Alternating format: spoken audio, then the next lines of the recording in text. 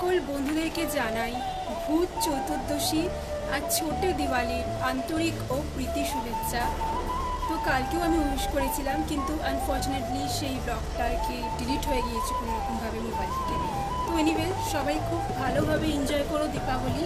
আর হ্যাঁ, চেষ্টা করো বাজি ফাটাচ্ছ যখন খুব ভালো কথা, কিন্তু বাজি একটা নির্দিষ্ট সময়ের মধ্যে একটা নির্দিষ্ট স্থানে অবশ্যই ফাটিও, এর বাইরে নয়। কারণ বুঝতেই পারছো অনেক ছোটো ছোটো বাচ্চা পশু থাকে, তারা অনেক ভয় পায়।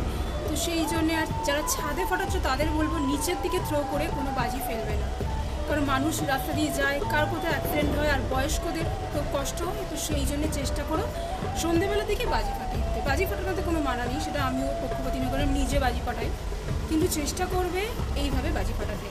তো চলো, তোমাদের সকলের দীপাবলি খুব সুন্দর করে কাটুক। আর কালকে হচ্ছে মা শ্যামা পূজা, অবশ্যই কালকে আলাদা করে উইশ করবো, সেটা কোনো কথা নয়।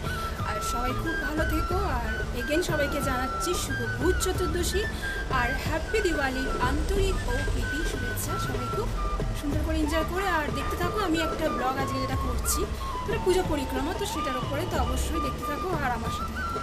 চলো ফ্রেন্ডস।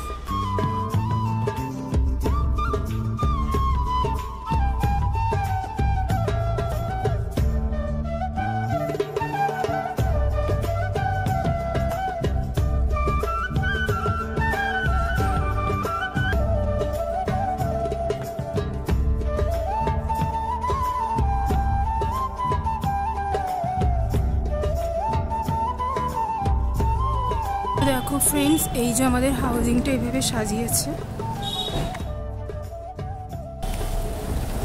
দেখো কত সুন্দর। এটাই শেয়ার করেছিলাম তোমাদের সাথে।